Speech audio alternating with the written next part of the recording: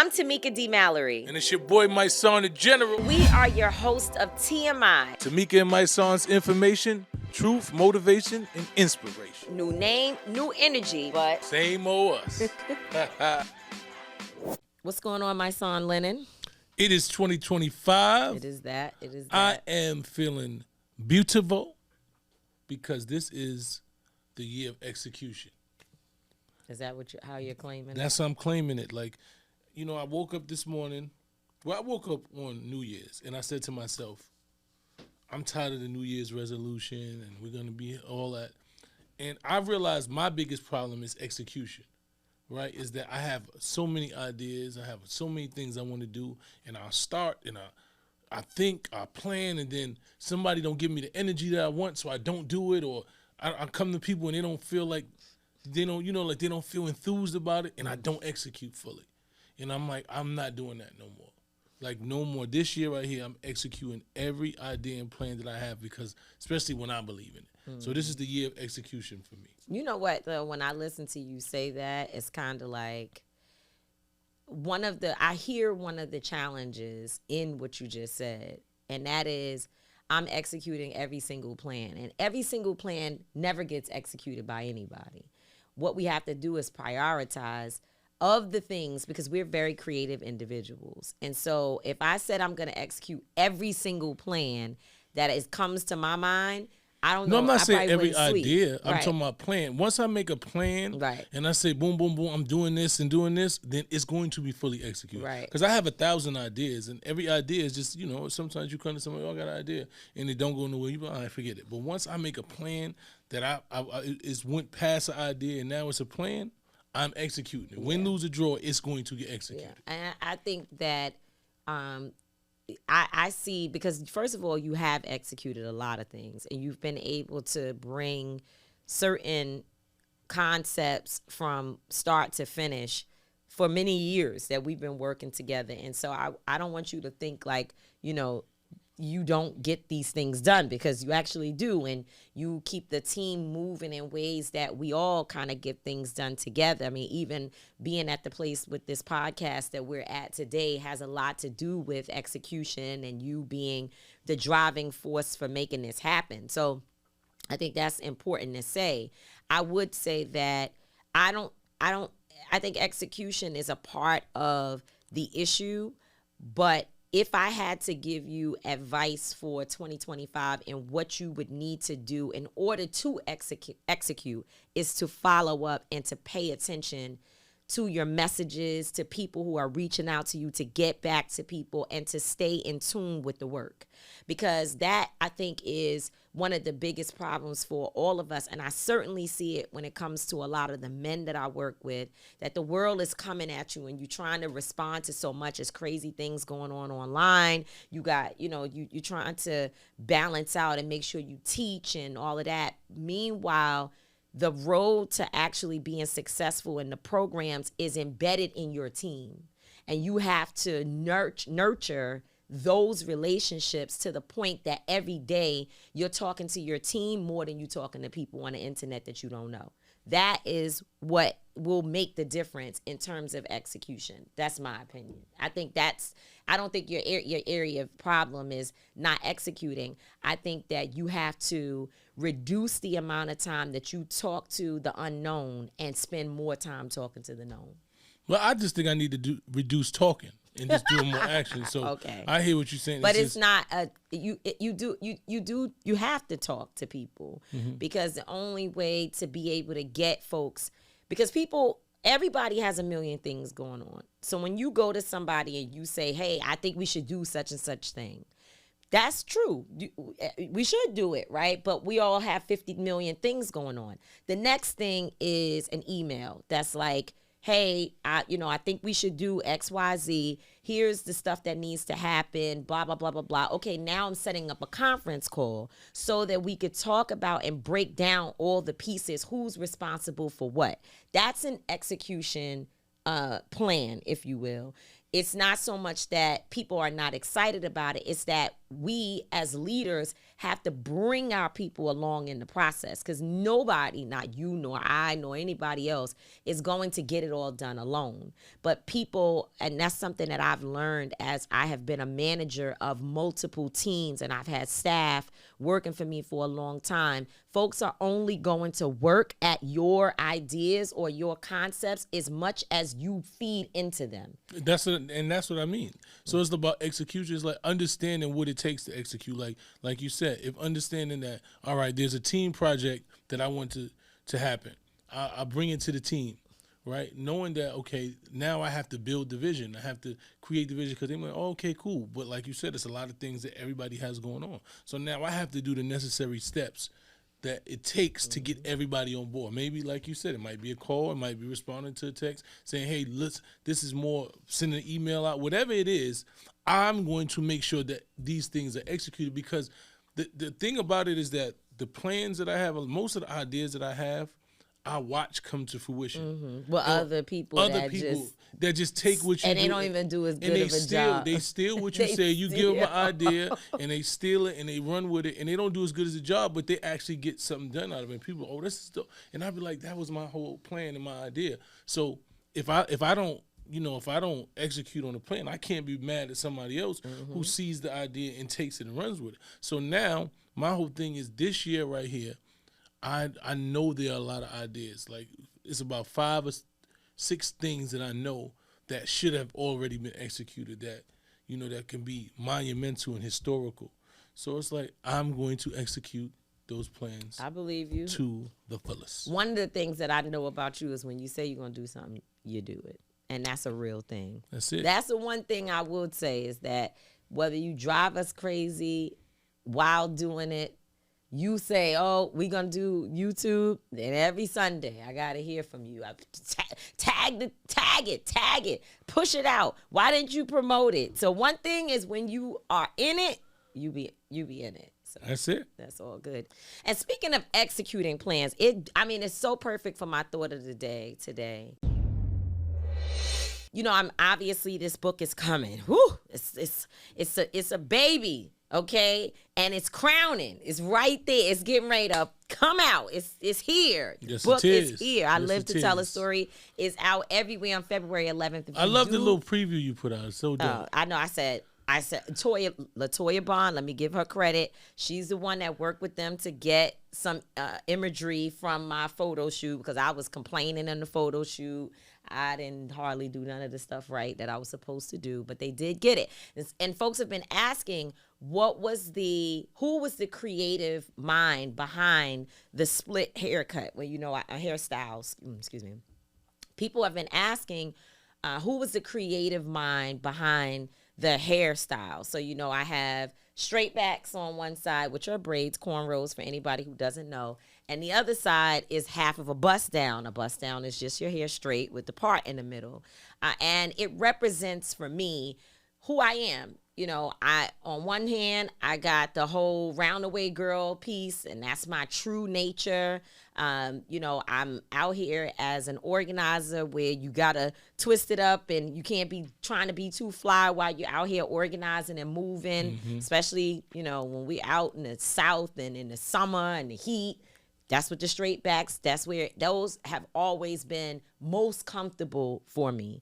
But I'm also a girly girl, right? And so when you put those two things together, for me, I couldn't find another way to have the cover represent all of who I am without those two images being there at the same time. So I came up with the idea, and I gave it to the team. And between Latoya and Kareem, the gentleman who was the director of the shoot, and all the other individuals, it was so many people involved, stylists and hairstylists and makeup and all of that.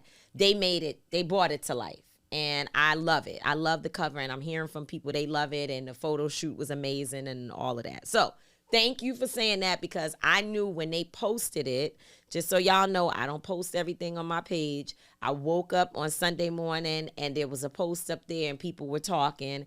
And then when I spoke to you, I said, "Oh, did you see the promo?" And you were like, "No, what is it?" Then you called me back. You're like, "Oh, I like this."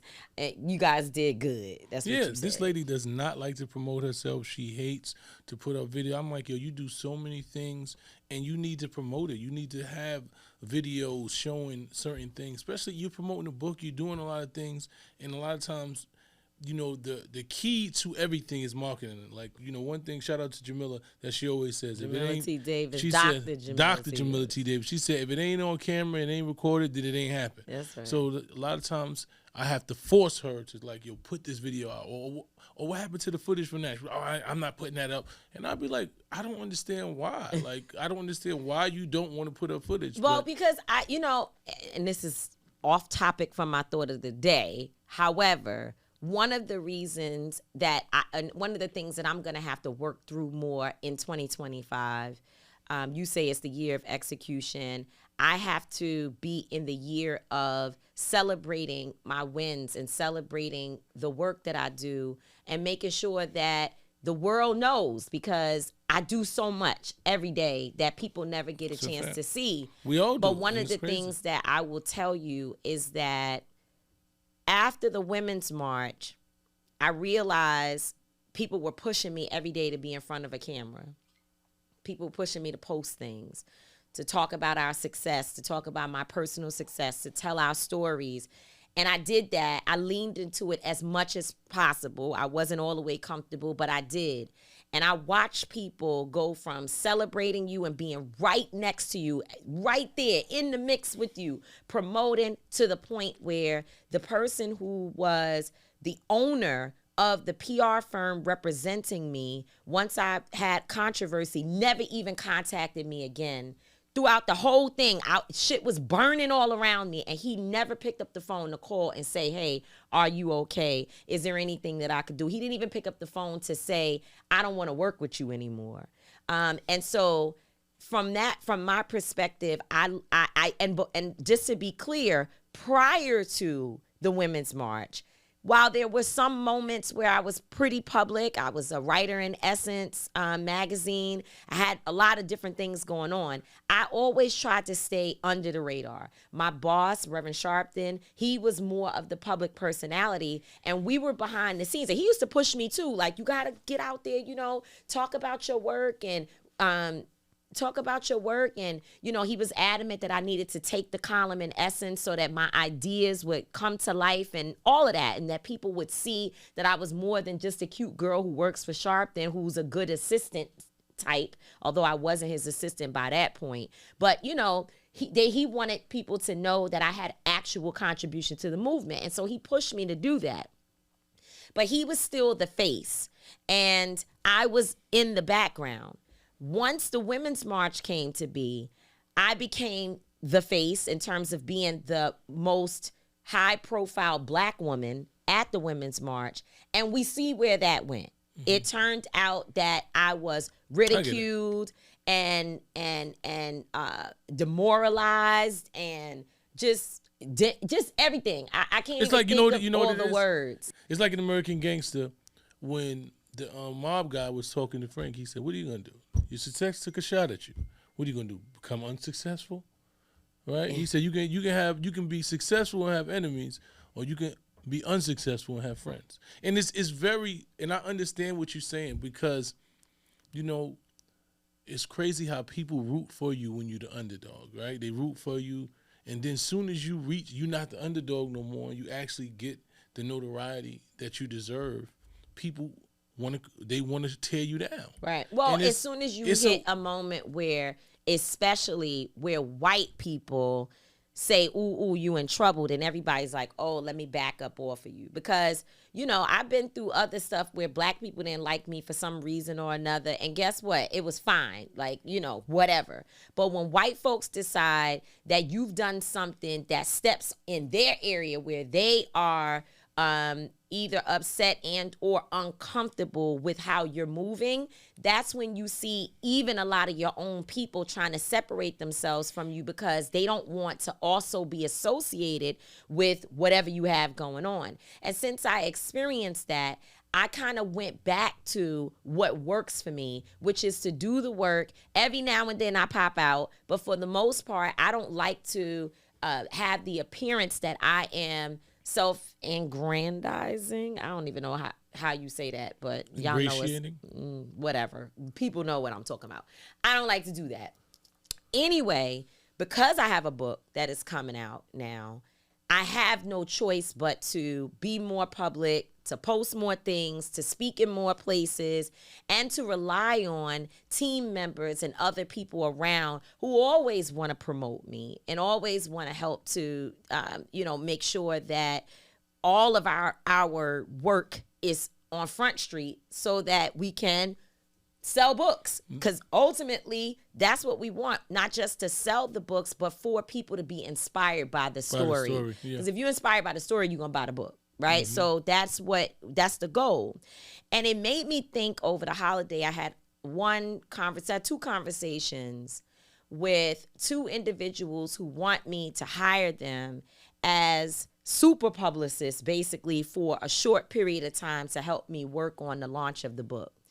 And as I sat with just listening to them and thinking about what went on in the conversation and then thinking about past publicists and others that I have worked with and teams that I've worked with, I wanted to share this thing because just so people know, my history is not just being a public speaker and an activist. I also have always been a part of the machine, the operation behind organizations, ideas. I worked with Global Hue Advertising and helped to work on some of the major campaigns that they did with big corporations, right?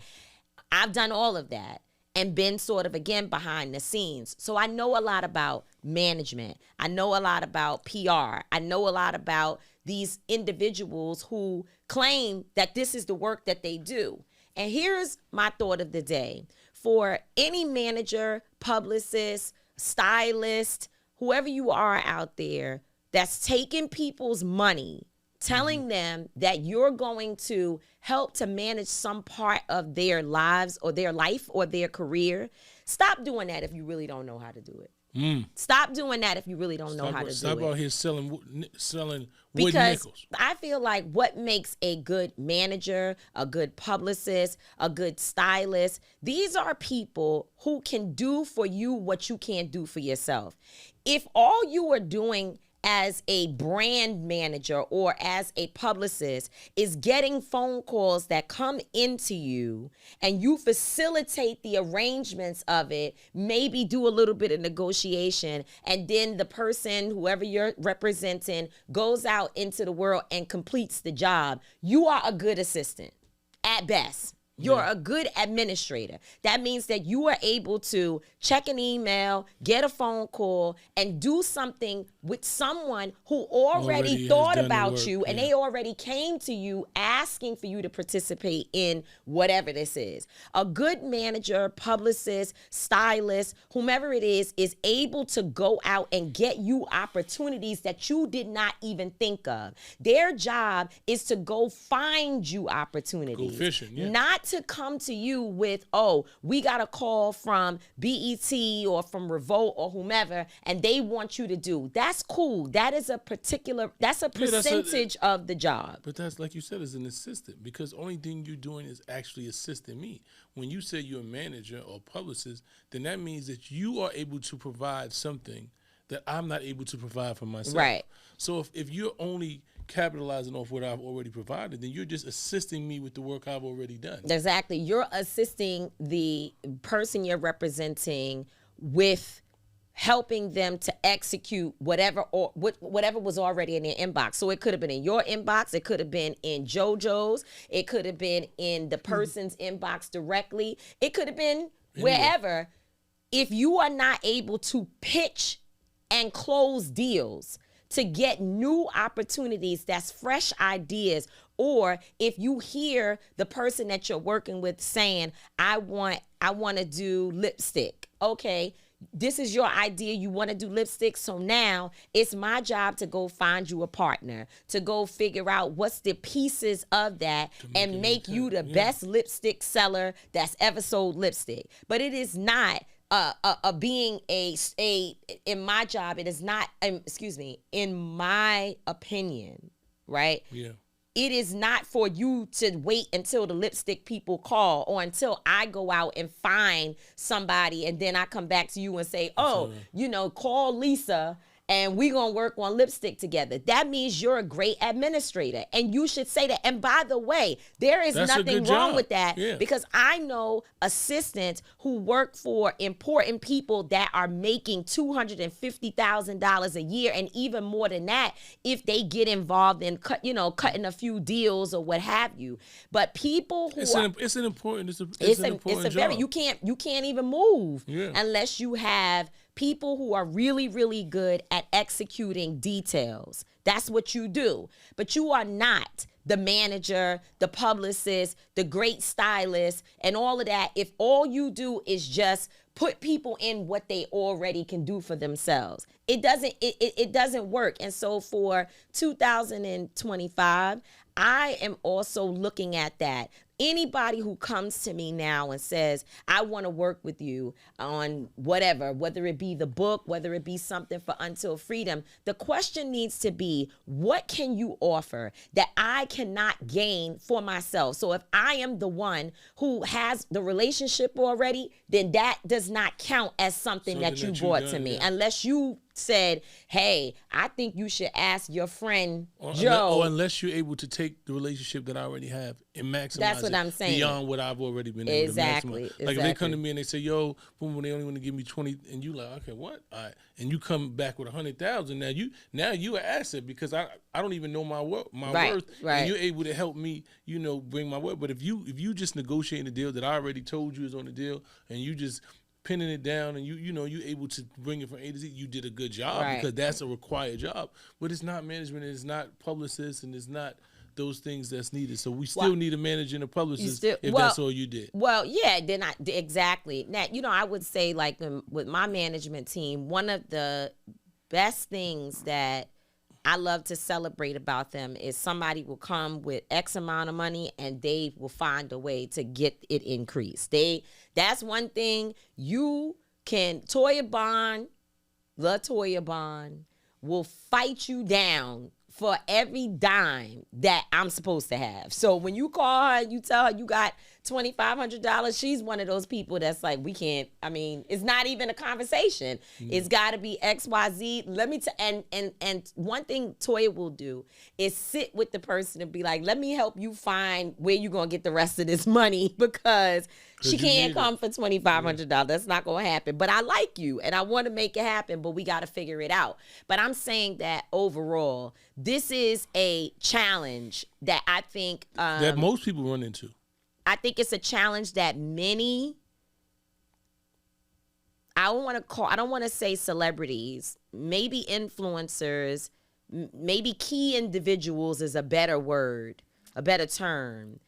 It's a challenge that many of us face, but don't really like to talk about because no one wants to upset either people around them or they just glad to have the good administrator, the good assistant, because if they didn't have that, they would have nothing. Yeah. So they just accept it. A lot of people don't even know what it's supposed to look like to have a real professional team.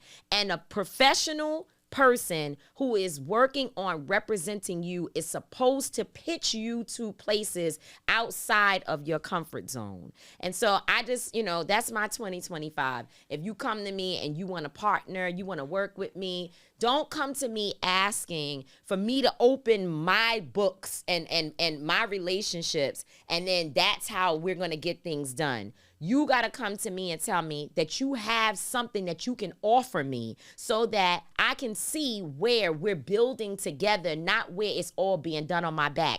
Because the other thing it's the last thing I'll say on this, is that a lot of people will get your contacts and your relationships, and the next thing you know, they'll be using it to help build somebody else or to build their own thing. So you think that they're working with whatever company or whatever person you introduced them to, and the next thing you know, you find out they're over there, making Lisa's joint pop. Yeah, I mean, that's the industry we in. And I've learned that, and I've done a lot on my own based on those situations. That's me. I go to the table and I figure out build my own from the ground up. And then when you find, it's good to be able to find comfortable people that you feel comfortable, filling in certain gaps.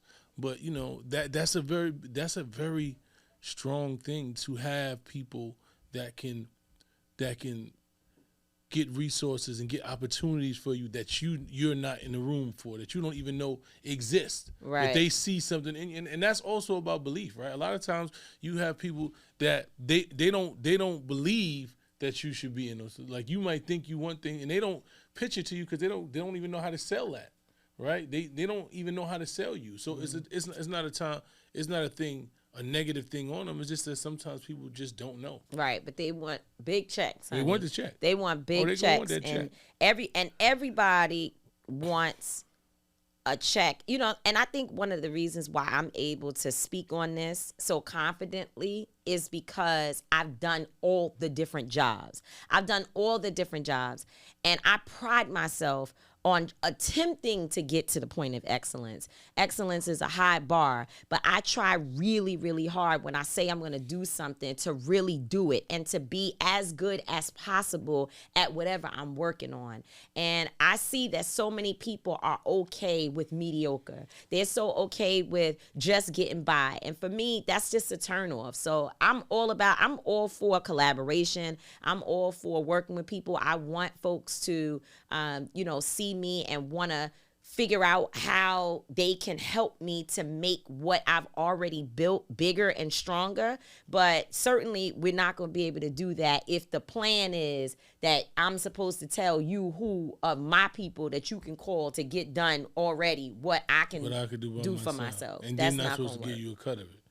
Well, that's another whole thing. Yeah. Now, if that's what you want to do, then you could come. I respect people who say from the giddy up, I'm good at executing details. I know how to, how to negotiate. I'm good at, taking small plans and making them big. But the one thing I can say is I don't know the people. I don't know who to call. Yeah. So if you have some folks, let me know. But then we talking about a different pay grade. I'm talking about people who call you telling you they the one. Well, people you call and tell them that I'm the one, and they believe you so much that we got it. Like that's right. What I want. I want the people that sell me when I ain't there. I want people that walk into on a set with Denzel and be like, my son be dope for this movie. And they be like, who the hell is my son? Listen to me. You got to meet him. Blah, blah, blah. And next thing you know, I got a conversation with Denzel, and just off the conversation and the belief that person having you, I've seen situations happen like that. You know what I'm saying? People just believe in you and they talk you into your greatness. And they push you to beyond what you actually see can be done. And they walk into rooms and they sell you in a manner that you feel like, well, I got to make them proud. So and I think we've done that for one another. Yeah. We have done that for one another because there's certain people. I didn't have a relationship with Charlamagne until I met you. Yeah. And then you were like, no, y'all have to work together and you need to go, meet with him. And then vice versa. There were relationships that you didn't have. You had a powerful story, a powerful testimony, a lot of passion, but not the relationships with some of the people that I've been able to introduce you to. And it is belief. Because I can remember when we first started working together, there were people who telling me like, what are you doing? Focus on yourself. Why? But I knew. I saw what I saw and I knew what I knew. And now you busy and I'm like, hey, can you, I'm still here. We all working, man. We all working. Teamwork make the dream work. Anyway, it's all good. So for the TMI today, you wanted to discuss Waka Flocka. Waka Flocka. You make me laugh. I could say a lot about Mr. Flocka, but I will stick with the most recent thing that the brother did. So I was on the internet last week and I saw a video or a picture, like on Shade Room or one of them, of him looking like he was beat up, like scars all over his face. And I think it was a caption that said, I can't believe nobody helped me fight off 10 people, right? And so then a day or two later, somebody called me up and said, read this and tell me what's wrong with it. So I'll check it out. And it was him saying, Waka Flocka saying, look at y'all, people just believe anything without doing any research. And I just sat there and said to myself, no, sir, that's not how it works. Like, you told us you was it's beat the up. level of people trying to troll and not even knowing how to do it. Yeah, I just don't want to do it. Well, because that's not how misinformation and not doing research works. The best research that you can do for anything is to go to the source. Exactly. That is the research. Is to go to the source. So if the source tells you that something happened to them, then you are more than likely going to believe or at least listen to what they say. If I come on this show right now and say, last week I was, knock on wood, God forbid, robbed on 161st Street in the Grand Concourse or 42nd Street and 7th Avenue, because we ain't going to be taking all the crime to the Bronx. We ain't doing all that. Please so bring it 42nd downtown. Street and 7th Avenue. They rob down there too. Definitely do. So if I say that and you hear me say it out my mouth and I show you my purse that got ripped open, you are more than likely going to believe that, and it will probably become viral on socials with people being like, wow, Tamika Mallory was robbed in Manhattan on X day. She says they grabbed her purse and this, blah, blah, blah. Misinformation is if somebody else says that I was robbed and you don't know whether or not you can believe what that person said. It is not when it's coming from the source's mouth. Yeah, the source is just a liar. It's not misinformation. Well, so then that's the question. Is Waka Flocka saying that we can't trust what comes out of his mouth?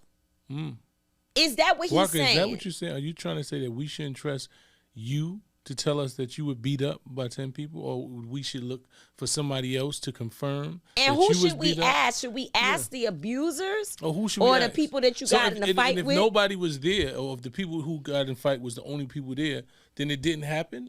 See, this is and that's my thing, right? People always, because that's a criticism. Like I remember, the young lady that was allegedly hit with a brick, and I said, yo, if any man that would hit a woman with a brick is a coward, and I still feel that way. And people say, well, she never was hit with a brick, whatever. Whether she was hit with a brick or not, it does not take away the fact that I said that if a man hits a woman with a brick, he's a coward. Right. And if she was hit with a brick, and I am inclined to say, why would a woman lie about that? And if she did lie and y'all prove she lied, that's not on me. My due diligence is to say, hey, this is wrong. I didn't call out any individual. No, I didn't get a person locked up. I didn't say this person did this. I didn't know who did anything. I said if these things happen, that it was wrong. So when people say it's misinformation and you grab it, if we see Waka Flocka, somebody that we respect, Waka Flocka is somebody that I'm cool with. I've known Waka Flocka for years. Shout out to Bimmy. Like, I've known Waka for years.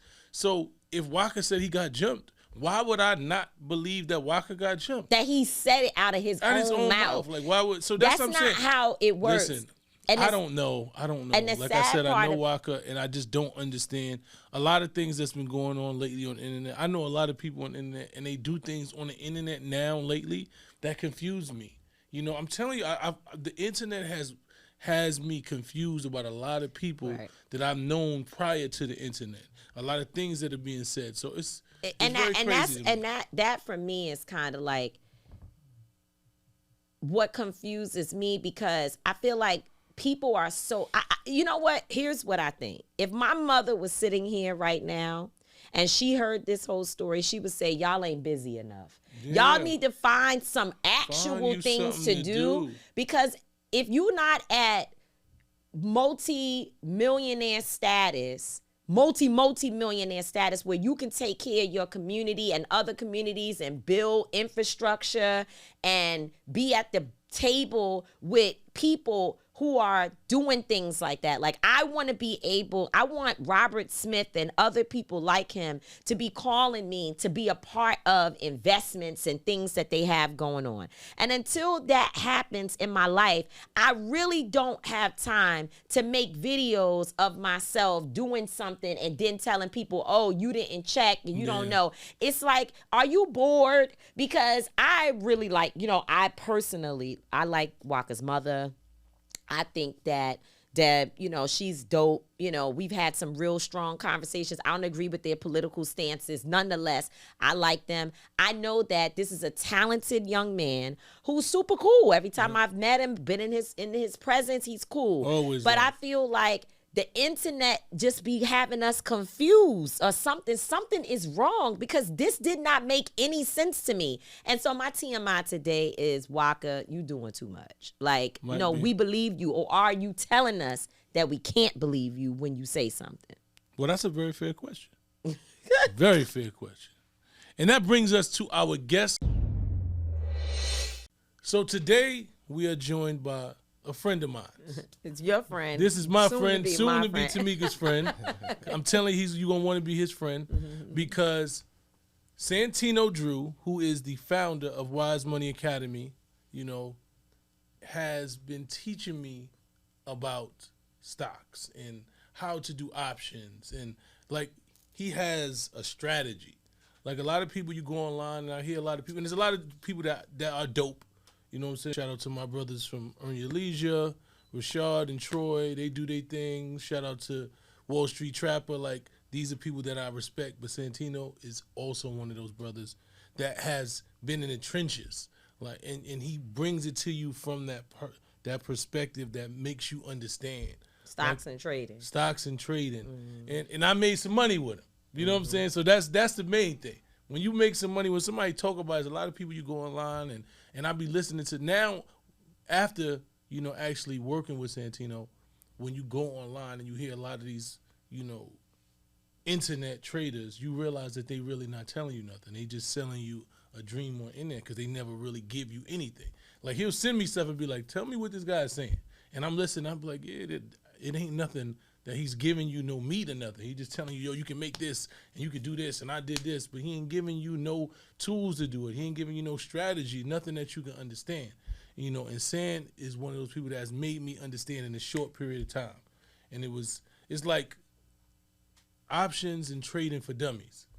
It really is. It's like, and he breaks it down being from, I don't want to give his whole story. I want him to give you his own story, but just where we come from, there's a way that you have to explain and things that you understand that he knows how to do it. So shout out to my brother Santino. Thanks for coming out. Shout out to y'all, man, for having me up here. This is long awaited. Definitely much respect to everything y'all do. Mice, we talk all the time, and it was like an honor seeing y'all that day. Yeah, we met at Invest Fest at the truck. We was at the food truck in the heat, and we standing there like, yo, every truck is full, and they moving mad slow, and then we just started having a conversation, and the next thing you know, we sitting there for like an hour talking, and then we just exchange information and. So that's where the two of you first met there. Yeah. Oh, okay. I thought you were that's saying the first day I saw you. And you was there. Okay. You was too hot. You ain't feel like you was complaining about the heat. You wasn't trying to hear much. And you were inside. My and makeup you was there. appealing. And you remember me. Because the next time you see me, you said peace, Wise. I said all right. Okay, I said all right. See. I said all right. All right. Yeah, because damn, I'm really bad. You see a lot of people down in Invest Fest, but when you see real soldiers of the fight, it's different. If you me. Because I'm bred different. I come up different. So to see what you guys do, y'all have my brother, shout out to Tut. Shout out to Tut. Direction. Shout out to 8 the Great. Y'all just had them over here. And when I see people like y'all, that means so much more to me than seeing my favorite celebrity. You see what I'm saying? Because it's like respect to them and their art or whatever they did to make them my favorite celebrity. But this is real. This is needed. This that groundwork, man. It's serious. So. Shout out to y'all, man. Shout out to you. So give us your background. Where are you from? Give us a little bit of background of you so people can understand your story and why this is important. Got you. So, born in a bad place, raised in another bad place. Born in Chicago, came to Jersey City, New Jersey, raised in New Brunswick, New Jersey. Few stops in between there. Family was a little nomadic. You know, it's normally like that when you're in a single parent household, especially for my mom, because she lost her parents at young.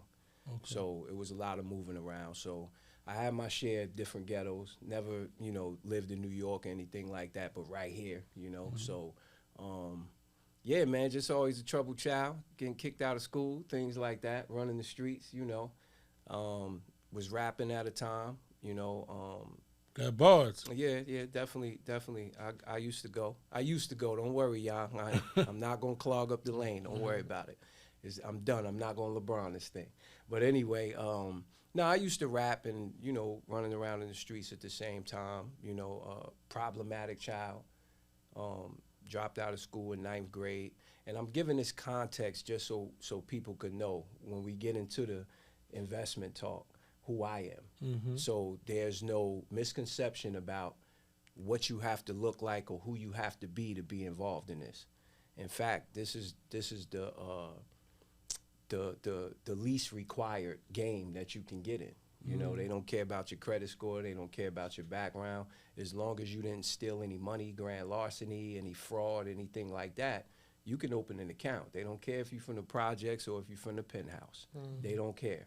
Open up your Robinhood, how easy was it for you? That's right, easy. And you actually had that before we met. You said, I got a Robinhood already. So that's pretty much my background, from ghetto to ghetto, street dealer, had my share of bumps and bruises in the streets, violence inflicted on me, inflicting violence on people. Just recently came home 5.5 years. Well, no. I'm lost at time. It's 2025 now, so I've been home 8 years now. And how long did you serve? I did 5 years and 9 months, but I actually had a 22-year sentence. First half of that 5 years and 9 months was spent fighting, putting in the pills and learning federal law. And I was actually learning federal law and the stock market and economics at the same time. So you learned about the stock market in prison? In prison, in federal prison, to be exact. What made you want to? I actually seen a friend of mine who I was in state prison with. This was my second stint. So first time I did 3 years in state prison in New Jersey. I ran into a guy, shout out to my man A, I ran into him. And Jersey's a small community in the Feds. So when I seen him, it was like, he told me he had already heard somebody from Jersey came to where I was at, which was Farrington FCI in New Jersey. And it's a medium correction facility. So when I seen him, he had this mesh bag with him, a gray mesh bag. And that blew my mind, because I'm down here and this is my first time out on the compound. You're able to walk around and I see guys with these mesh bags like they're going to school. And I'm like, where am I? So I stopped him. I said, hey, what's up? And he was like, yo, they told me you was down here. So I was like, all right, where you going, man? Why you in a rush? What's up, man? He's like, oh, I got to make it to the stock class. I said, the stock class? And I already known him when we was down before. I was younger than I was about 25, but we was always on our elevation thing, reading books and trying to, exchange information and things like that on our fake quest to go home and change our life. It didn't happen, so I say it's a fake quest. So you believed it. You wanted it. Part of me did, but the real monster was screaming for something else. It wasn't the time to stop yet. You get your time. You know your time. And hopefully people will know their time, and have that opportunity to actually, have a chance to redeem yourself and change it around. But so I see A, and he like, yeah, it's this guy up there, they call him Wall Street. Shout out to Wall Street Trapper, but not Wall Street Trapper, an older guy from New Jersey. And he was a hustler in the streets, but he said he always played the stock market. He said, yo, this guy is actually on your unit. Get in touch with him. And from there, it was on. I went to his class. I went to his class so many times that they told me I couldn't put my name on the list no more. So I needed to get enough from him. And just like you said, the way I deliver it is the way I got it from him. He wasn't super articulate. He wasn't super, crazy with the words. He was a street guy. And when he talked, he moved his hands like he was rapping. So everybody liked his class because, you know, he put it in such a simplest form. He had this formula. Same thing I told you, you know, who's running the market? How do you participate?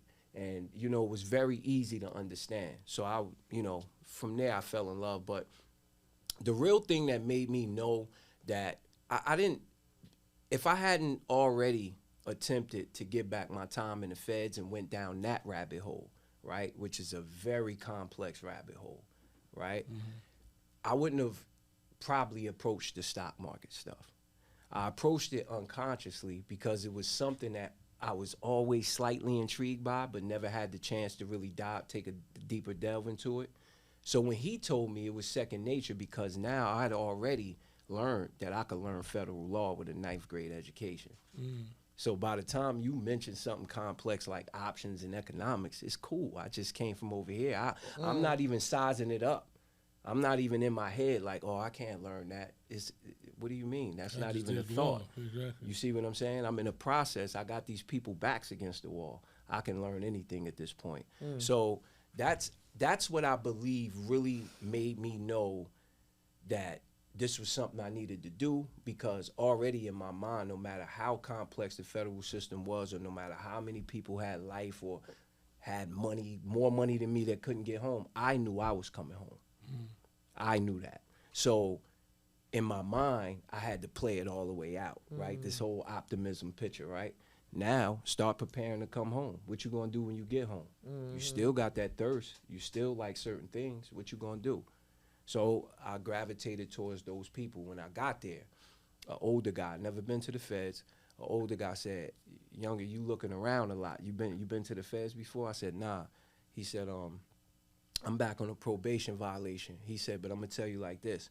This could either be one of two things for you. It could be your university or a playground." He said, "If you're a wise man, it's gonna be your university. If you're a fool, it's gonna be your playground." And he told me that, and I never forgot that.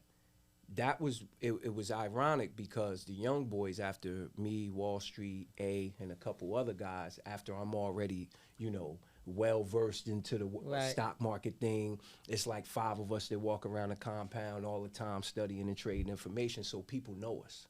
So they call us the Wise Men. So that's where that whole thing came from, the Wise Money Academy. So and the guy in the holding tank, and you know, when you come in from reception, you're in a holding tank. And that's what he told me. Like, he was warning me about the prison, things you could get into, you know, what not to get into. And he was right. You know, it's a playground. You know, you can do everything except have a girlfriend in there, you know, and you can make any kind of money you want, or you can learn anything you want. You got loan sharks. You got guys in there for all type of fraud, credit fraud, loan fraud, real estate fraud, you know, larceny, insider trading, right? So I had these people as my mentors, you know. So it wasn't just stocks and options I learned. I learned everything I could about money. And I think that is the most important job I have, to put my people on to the money. It ain't just about, see, I'm wowing them, you know, we in the challenge right now. I'm wowing them, letting them see that they can make $1,800 off $300, that they can turn $200 into $5,000 in one day. I'm letting them see that, but I'm also keeping their emotions at bay to let them know it's a bigger picture, right? I need you to understand that the wealthy has many simple systems like this that they use to get money. And it's not about who's keeping what from what, because I'm going to be honest with both of y'all on here. Most of my mentors were white. You understand? Right. And the ones that I met, they actually told me, go home and feed your people. You see what I'm saying? But you, it's not a coinky dink that where you're getting this information from, though, right? Right. You know? Well, you said that wealthy people have many systems where they make Simple money. systems. Simple systems. Can you talk more about that? So, for instance, right, life insurance. We all think life insurance is so that when you die, your kids don't go broke trying to bury you. That's one thing, and that's the smallest thing. Life insurance is an institution. The people who own life insurance companies, they are huge trillion and billion-dollar institutions.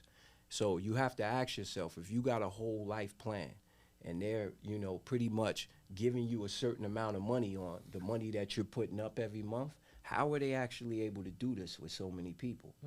For one, the insurance policies aren't getting called in that early, right? It's like having insurance on your car. You paying for something like you don't a need. Ponzi scheme. You paying for something you don't need.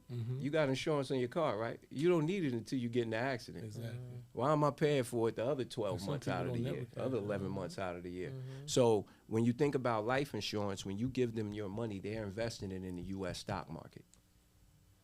And that's how they're able to give you those returns, because it's a simple system. They know something that most of us don't, that the U.S. stock market was designed to go up.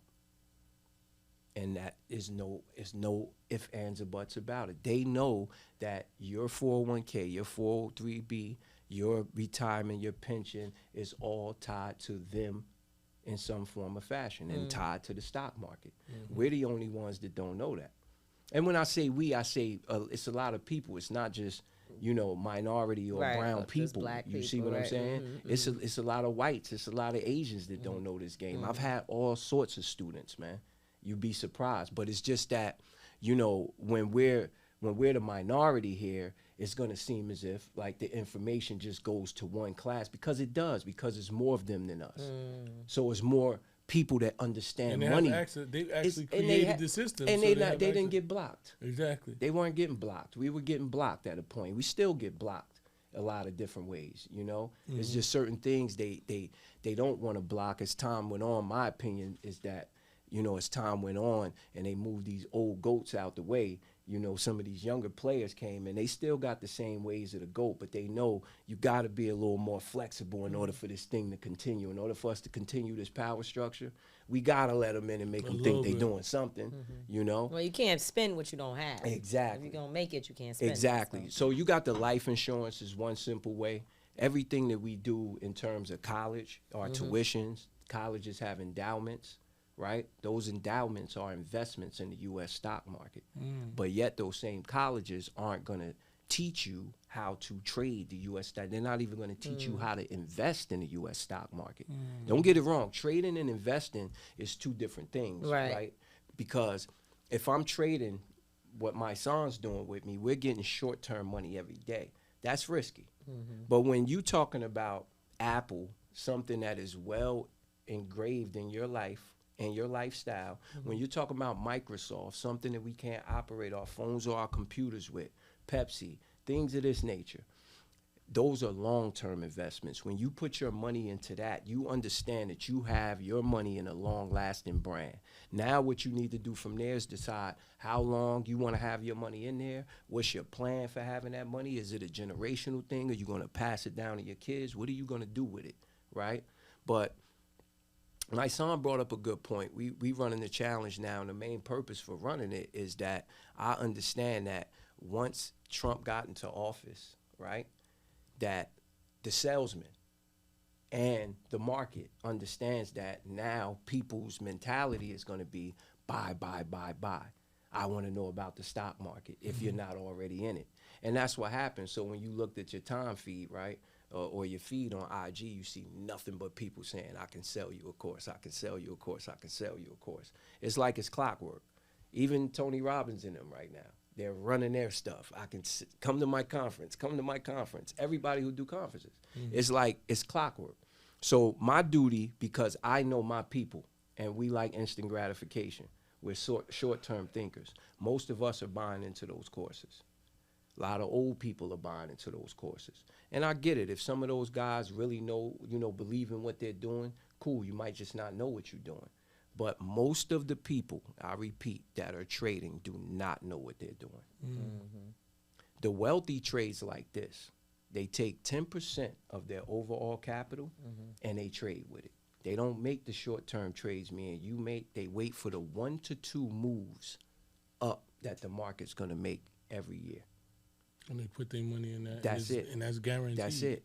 And when you have money already, Tamika, when you have money already, my son, you don't have to be so pressed for money. Right. So we would think that the guy on Wall Street pulling up in the Phantom with the security, that he knows what me and my son knows, what my son's learning. He doesn't.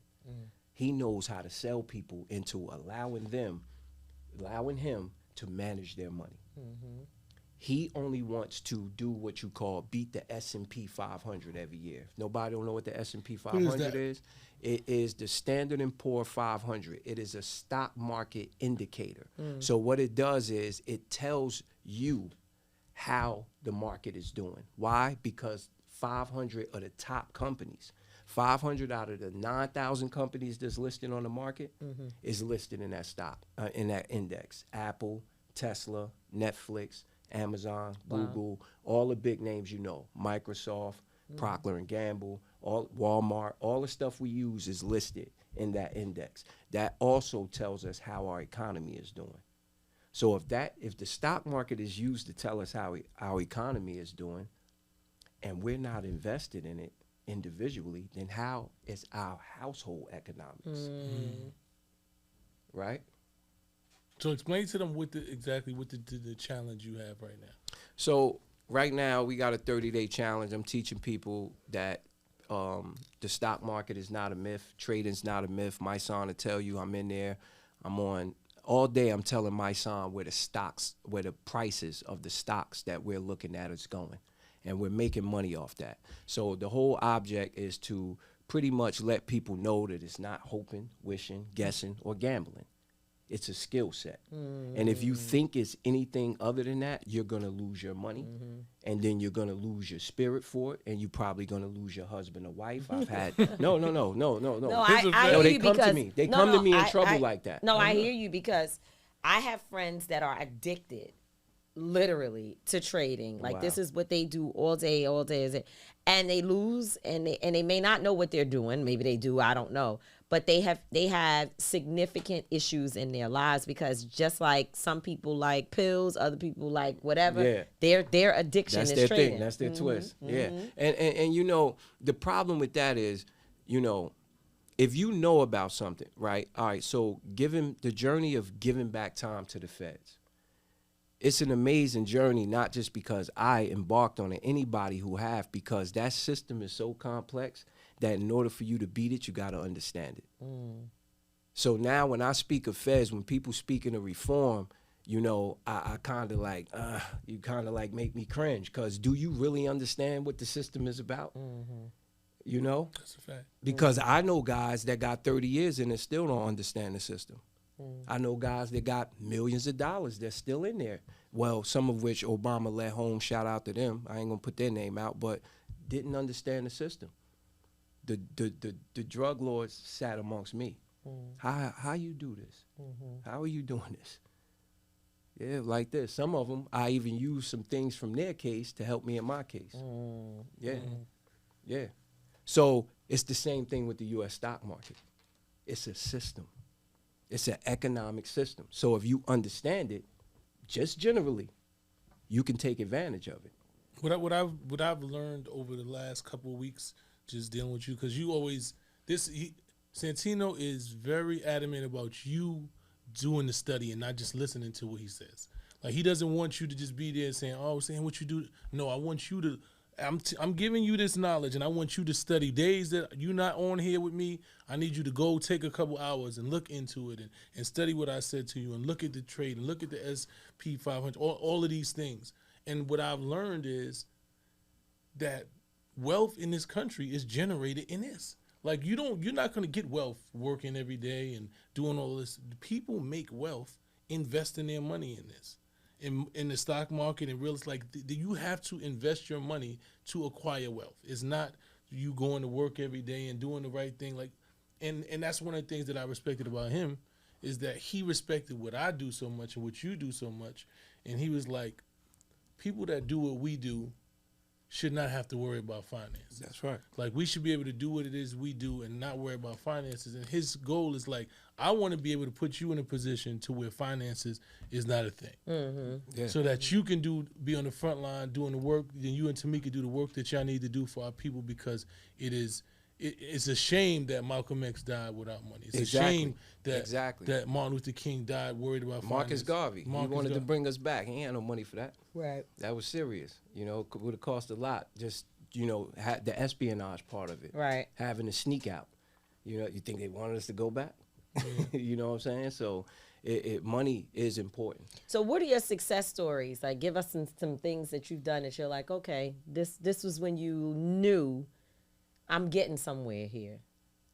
Well, I kind of knew it when I was incarcerated informationally, right? I knew this was something different, and I knew the way I was learning it was different, right? And the conversations I was having was different. It was like, I'm telling you, man, that adrenaline rush coming from where I come from, like I'm the punch your teacher in the face guy. You know, I got kicked out of every school, brother. You know what I'm saying? Like, I don't do school.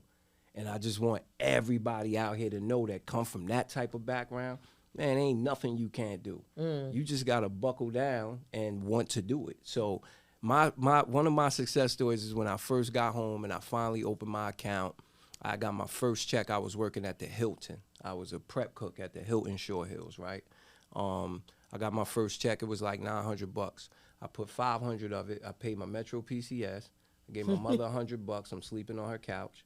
I forgot what I did. I think I was smoking that vape stuff at the time. I brought me a vape, and then I got me, I put $500 in my Tastyworks account, and I traded bookings.com. Back then it was called Priceline. Y'all know Priceline. Y'all book y'all flights and stuff. So Priceline at the time was like a $1,500 a share stock. It's still very expensive stock, right? So I put my money into it, $500. I got an option. It's called the call option. If you buy a call option, you expect price to go up. If you buy a put option, you expect the price to go down. So I brought a call option. I'm expecting price to go up. That $500 turned into $7,200. And I really didn't know why, to be honest with you, because to study the options and the stocks and the economics, and then to come home and to put it into action. Yes. You seeing like, Still this shit learning, really It's work. different. You're like, this shit though. work. Yeah. I'm gonna be honest with you though. That was my first time seeing money actually transact. I went and I looked out the window. I said, no, somebody coming for this. This can't. You thought this can't. gotta do I'm some like, type of I scam start or closing the blinds, man. Listen, I'm just coming home. I'm on my mother's couch. I said, it's about to get real. You know, but even then, I still didn't have a full grasp on what I was doing. You know, I knew more than the average Joe, but there's pockets to knowing things. It's a difference between reading and learning and experiencing and practicing. Yes. So you were at the practice point. So one of the things my mentor taught me, he said, be patient. He said, you know, you ain't a patient guy. And he said, you're going to learn who you are trading. So he didn't allow us to trade inside the Feds. Well, not that he didn't allow us. He discouraged that. He said, don't try to trade in here like the rest of these guys. You know, you got your family running around, picking up. They don't know. Stop it. So when he tell those guys that, they don't listen. So now you see guys on the walkway. Hey, Wall Street, yo, me holler at you real quick. Yeah, man, my girl in such and such. And he like, man, I told you, man. You know? So I always listen. Plus, I didn't have the currency to do it anyway. You know, I mean, I probably could have had my people run around and do something, but who wants to do all of that? Right. At this point, I'm changing my life anyway. So when you change and you're not going back to jail, that's less you put on your family. Wow. You start to learn to give your family a break. That's right. You see what I'm saying? When you change.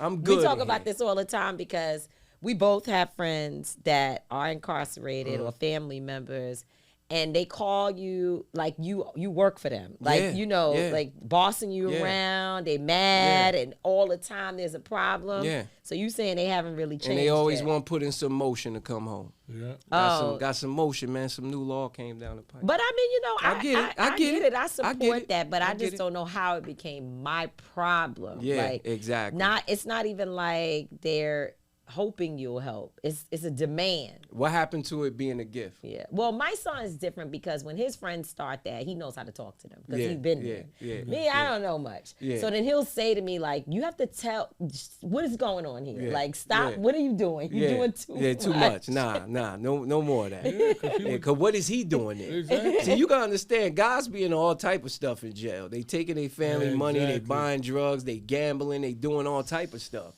So Listen, we you can know, go on and on about this again. one. So again, change starts when you stop putting so much on your family and you realize it ain't their fight, bro. And you realize they shouldn't have been coddling you in the first place. Because my friends who family didn't coddle them, they ain't go back to jail. I got a cup. Matter of fact, that's Akon's story. Listen to Akon's story. Yeah. His mother told him, "You got one call." Your father said, "Who you want?" That's right. Damn. He go back to jail. That's right. He became Akon. So, and this is the thing: we coddle. It's okay. It's okay. It's hard though. I mean, It's for very a mother, hard. it's very difficult. No, it's hard. It It's is. very It is hard, hard. especially It's hard. because you can't. You know, we have a friend right now who her son did something so stupid. I mean, it's just so stupid, and he's doing time. He really and I'm watching his growth as she posts photos after visits, and you can see that he grew up a lot from when he first got there. When he first went in there, I couldn't sleep. And he's not even my child because I know this boy was a little like kid. You know what I mean? And now he's growing up, but I know she hardly sleeps. Because she's worrying about. I mean, I can only imagine, man. I mean, I watched my mother get older every time she went up there. Damn. You know? Damn. My mother just beat cancer. And I really, truly believe that federal situation, because my brother-in-law said, man, I don't want to put nothing on you, but yo, your mother started smoking so much when you was in that federal situation, yo. The stress. Yeah, bro. Because every day the TV is telling you. I mean, look at Robert Brooks. Look at what just happened to this man. They beat this man to death. I called my friend immediately after that video came out of the police at Marcy Correctional Facility beating on this man, because I know that's her worst fear. And she was incarcerated. While being incarcerated, she went through a lot of things: sexual assault from COs, just everything, you know, not being able, you couldn't get food unless you was willing to do certain things in the jail. She went through a lot. And so for her son to go there is the worst thing ever. It's the worst thing for her. I mean, she feels worse. I think she feels worse about him being there than if she had never been incarcerated. Really. And I know when she saw that video that it was probably gonna make her lose her mind. And of course she's like scared to death. Like went to visit her son the next day. Like, is anything happening in here? And his position at this point is like, it doesn't even make sense for us to talk about it because you can't do anything for me. Yeah. Wow. It's something. And Mike, you know, from like, especially over here in New York, like the stories we hear over here from real stories from guys that been over there, like the way the corrections is ran. You know, it's lawless, it's barbaric. It's almost as if they get the same kind of people that we are to watch over us. It's not almost. That's exactly what they do. You see what I'm saying? Like, they find it's like they train you got to be a certain caliber. You know, the southern state prisons in New Jersey, it's the same thing. Right. You know, and the further you get upstate, you basically dealing with people who think they're in the KKK. Clan. Exactly. You dealing with the Klan. I had a white officer that used to come to our unit just to fuck with me. Like, it was to the point, but he wasn't smarter than me, so I would just go inside my cube and just not come out his whole shift. His shift would be me reading books, writing music. I wouldn't even come out. Ain't that amazing how we found our way in there? Like, you know how many of us got the same story? Yeah, and it was to the point where the other COs that came on after him, he was like the meanest CO. But he had respect for me because I was in the dorm for like 3 years. I conducted myself. I pretty much controlled the dorm, but not on no bullshit. But I made sure it was order in the dorm. I made sure we all got along. Y'all ain't fighting over no TV. We gonna live in this house properly. That's right. And he knew I moved like that, so he went to the CEO and was like, "Yo, why are you messing with him? Like, he don't fuck with nobody. Like, leave." He told him leave him alone, to the point where one night he came on the shift and apologized to me, like, "Yo, I apologize for messing with you. Officer told me how good you are. I apologize." And he shook my hand, and I never had an issue with him after that. Man, listen, man, I got stories from downstate where COs got, and these are knowingly racist places. Oh, yes, they are. Right? And I've seen gang members who taken payments from officers to jump on other inmates because they're putting in grievances on COs. Yeah. They're putting in a grievance for the whole unit. Yeah, the Robert Brooks situation has exposed a lot that we already knew about, but one of the things that they said is that, like, in places like Marcy and other prisons upstate, one of the biggest problems that they have is the COs selling drugs and having the incarcerated individuals We don't say inmates. The incarcerated individuals selling drugs for them, which creates all types of drama in the jail. So they're like, if we could get the drug dealing, like these are actual people who are incarcerated saying, if we can get the drug dealing under control, things could calm down here. But it's basically being run like you out on the street. Exactly. You know, exactly. So, Listen, it's lawless, man. It is. now, do you think would you say that you're in a place in life where you would tell a person, let me put this other thing in your hand? Because one of the things that my son and I always talk about is that we out here telling people stop the violence. And, you know, he's like, I need to offer them something. Like, I got to have something else. You can't just tell a kid, put the gun down and you don't give them anything. Would you say that what you offer is something else to pick up? Versus... Oh, definitely. It's something that, you know, me from a psychological standpoint, it feeds, you know, they said I had ADHD or ADD, whatever it's called. It feeds that for me. Yeah. Right? And a lot of us, they claim we suffer from it. I call it geniusness. Right? Because all the people who said we had. Look at I don't think every. I don't know nobody full of people that suffer from it. America, look where the people with ADD, ADHD are, and look where the people who said they had ADD and ADHD are. Look where they are. And I'm not no smite at nobody. But don't forget what you called me. You know. Don't forget what That's you call funny. me. My son, he's like, he told somebody the other day, I have ADHD. So I'm dealing with a lot of things. You know what I mean? Like, you know, I remember one time when he was young, he was like, you keep saying I have it. Where's the medicine? Like, or something to help me. You know, it's, but it feeds you. It does. It feeds you. I think if kids do learn this at younger ages, like learning this lets them know there's nothing else you can't learn. So What age? Early as possible. I think Mice know he was in the challenge. I tell the people that's in the challenge, like, listen, don't run the kids out of the room. Kids should be on your lap. They should be hearing this subconsciously. Just having it entering it should the system. it should just be there as background noise for them. Because that's how they gravitate towards you. You can't force nothing on nobody, because then they'll reject it and won't get back to it until they 35. Oh, I remember my father used to be, my mother used to be trying to give me this. Now you back on it. No, if depending on who you are, if you ain't running them away from it, oh, get out of this room, boy. No, come in this room. You looking? Oh, come in. You can see what I'm doing. You know, that type of thing. And it'll resonate on them. But as far as kids is concerned, yes, the youth, the kids from the hood, the ghetto, the underprivileged kids, yes, they should be learning this skill set. Me and him already talked about it. You know, once the school and everything is established, we definitely have to run some sort of curriculum through there, because this has to be in every household, because every household have these very same products stacked up in their household. Right, the things that you're trading. Yeah. You eating it, using it. So if everybody else is in this big reciprocal system of money, because that's all it is. Money is a reciprocal tool. It's not. It's never off the grid. Every bit of money's counted for. There's nothing off the grid. That's why they don't like counterfeit, right? Because now you messing up the circulation. So who's circulating the most is the question. Who's getting the most out of it? So you circulate it just to acquire assets. So who's acquiring the most assets, right? Like my son said, you know, even I speak to some of my homies that's in the rap game, and I say, you know, you already know if you go do something, you're going to get money in exchange for that. Or if you got royalties of music out there or publishing rights, you're going to get mechanical license. Whatever you got, you're going to get money in exchange for that, right? But what happens to that money after you get it, right? Because if you don't wake up and go get those things, I don't know how your situation working, but the checks may slow up.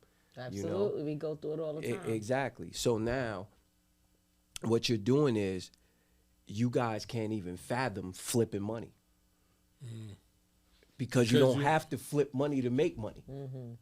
So you guys are in saving mode, and which is what most of America's in, saving mode. Our parents just save it. What are you saving for? You don't save, you put it to work.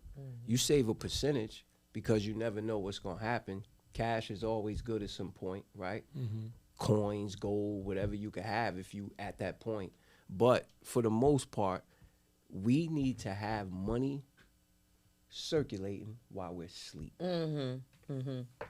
Circulating while we're asleep. Because if you're waking up, what are you waking up to do? To get money. Yeah. And to work. And if you going to sleep, and that's a conversation that a lot of It gotta pay you friends, back, man. That's a fact. It gotta pay you back. It You got to. you getting Your up to money go should be work making for money. it. So while you sleep, who attaining to you? We was having that conversation with Lushawn. Who attaining to you? Like, your money should be making You made money while you was asleep. $500,000 monthly. You without made money doing while you nothing. was asleep last night. Yes, I did. That's good. I woke up. Yeah. I woke up and was like, "Oh, what's going on? This thing done jumped up." Yeah. So that's the whole thing. That's the whole point. You know, it's like I said, back to the simple systems, right? Insurance, real estate, trust. Trust. I had to learn trust by hellfire because my mom had a stroke and she was in the hospital. And then, of course, you know, first of all, so many of our people, and I was one of those people, knew nothing about what to do when the person is not deceased, Yeah. but they're incapacitated. Yeah, because you don't That's want to have that conversation. Well, it's a tough, I mean, from a business perspective, because it's like, I don't know that, I guess we've never been taught that you are a business. Just you by yourself, not talking about what you do. Just talking about you walking around. It's a business because even if you die, if anybody cares about you, it costs money to bury Exactly. you. So, it's your product. That's right, what you're a product, right? And so with my mom's situation, you know, she being incapacitated but not deceased means that decisions can't be made on her behalf, certain decisions even by her husband. And then she wakes up from, and that's where the trick, because when she was in a coma, he could make any decision. She was very incapacitated. As soon as she woke up, the power was no longer in my father's hands, and they were asking her questions while she clearly is not even able to understand everything that's going on. And we had to figure out the power of attorney, which means nothing at some point. It really is not. Yeah. You need a will. You need all types. You need a trust. Yes. You need all of those things, because even with the power Somebody of attorney, to come in and handle your affairs. So you gotta have that. Yes. So the principle of that, right, was going to come in and help you handle those affairs when that happens. You see what I'm saying? Yeah. Because it does get tricky. She's right. And then it gets tricky amongst your own family. Well, right? it does. And thank God in our situation, it's very streamlined because it's not that many of us, and also the way that they raised us. But nonetheless, I could see where, because I'm the youngest, if my sister, who's older than me, was an asshole, and she decided to run stuff, who knows what would have happened. You know what I mean? So it was a lot. And my dad, here he is, his wife, he's been married to her almost 50 years. She has a stroke out of nowhere one day. He wants to be broke down, but you can't even, you can't even break down. You can't. That's crazy. Yeah, you gotta that hold it you up. can't even cry too much because it's paperwork moving and Yep. people shifting and decisions being made. So the best thing to do is to do all this stuff in advance while advance. you're healthy, Yeah. so that when and if, God forbid, something happens, things just kind of kick into place. And I just, we don't have that. Things may happen later, man. We know most stress, 90% of stress is tied to money of some absolutely, sort. absolutely. We live in a money-pressured world. Like, that's where we live. We're pressured to have money. Right. You have to have money. Gotta have money. So just think about it. If you know your trust is in play with somebody to run it, if you know you got life insurance, if you know you got stocks, if you know you ain't got to break your neck to pay a bill or figure out where you're going to get money from, and for some people, that's unfathomable. Some people can't imagine being that caught up in life. But when you are that caught up in life, that's going to add years to your life. Unless, depending on what else you're doing on the side. But if you're that type of person to have those things in order, then you got other things in order in your life as well. Unless somebody set it up for you. You see what I'm saying? Because we talking LLC or some type of corporation, right? We're talking trust. And a lot of people hear these things in combination and they're like, oh, here they go talking that again. But it's real. These are the secrets of the wealthy. You want to hide your taxes? Figure out the corporate structure. Wow. You heard what Trump said. Trump Yeah. said, I just figured I'd use the laws y'all made to hide my money. Listen, I've been telling people from day one, I get it, and I understand that, people have people have interest in the political situation, right? But what I was telling people from day one, That's why I said this is the Trump rally challenge. Because while everybody else was paying attention to everything else, he's coming in. There's nothing we can do about it. What's next? What's next is, right, if our money was right, we ain't got to worry about picking between two people. We put people in there ourselves, right? Because it's people who putting people in there. But it take money to do that. Yeah. It takes money to do that. So now that he's in office, let's get what we supposed to get. Let's get that money. Because it's going to be a Trump rally in a lot of different markets, not just stock market. And he's going to make sure that the stock market get his just due because he's invested in it. And he still haven't relinquished that yet. Him and his old boy, Elon. It's a whole bunch of them. It ain't just them. They all band together for him. They're all going to eat, and we got to eat too. It ain't nothing to be emotional about. You cannot strategize with emotions. We've been emotional long enough. It's time to get to the money. It's time to understand the money. The wise money. That's right. It's time to understand the money. So that's what the whole challenge is about. The first 28 days after Trump came in, we ran a test play. We said $1,000 to $50,000 trading options, right? In 30 days. We got the $57,000 in 26 days off $1,000. So Explain that. So we were trading options. We came up with a challenge. I said, all right, I know Trump, he's going to get in office, right? And when he do, no matter what president gets in, we get some type of rally. But when Trump gets in, we get an astronomical rally, right? Because of the sentiment, meaning the mentality of the people. Man got money. He's so a businessman. He money. does, and some moves he do make is good for business. But all in all, people just automatically think that, right? So all the retail investors, there's two types of investors. Institutional investors, which is banks, insurance companies, college endowments. And then you have retail investors. That's me and you. Me and you can have $100 million invested. We're still retail investors. Unless we're managing money of some sort or we got institutional size money coming in, then we're considered retail investors, right? So the retail investors, they know Trump coming in. They don't have too much knowledge. They trade on news, so they're going to jump in the market. So what happened? Tesla's stock price went up $48 in one night on Trump news. Coinbase, $50 in one night. Bitcoin went crazy. MicroStrategies, which is a company that's just based on buying Bitcoin, but they're a publicly traded stock. This is what we all understand about the money. There's a company that we're killing right now. He done made some money off of it. MicroStrategy. Stocks go by ticker symbol, so the ticker symbol is MSTR. MicroStrategy's company base is buying Bitcoin. That's it. That's their corporate, that's their business model. That's what they do. So they're buying it from people. They buy whatever markets is available, that's their business model. They have billions of Bitcoin, and that's what they do. If you wanted to sell your own personal, can you do that? Is that Yeah, you can sell. Whatever you buy, you can sell. Whatever you buy. But Bitcoin is tricky. You got to have actual ledgers. Your ledger may look like this phone. You can lose your ledger, you lose your Bitcoin. And I'm not saying Bitcoin's a bad thing. I just haven't made that transition yet. People say, hey, Sam, why you don't invest in Bitcoin? Well, if I got a system that's allowing me to take $30,000, $40,000 a week, what do I need to go chase Bitcoin for? It's about finding your thing. Find your thing. People problem is they want to hear about this, hear about that, and hear about this. I just seen one guy's advertisement. He was like, yeah, you get the money from the options and you put some over here in insurance and you do this over there. Yo, chill, bro. Chill, bro. Yeah, they do need insurance, but don't make them hustle so much. Let them find one thing that makes the money, get the money off that, then you funnel other small bits of money into those streams, bro. But don't make it so complicated. Yeah, people here, if you already make $100,000 a week in the stock market, right? What do you need to go try your hand with Bitcoin for?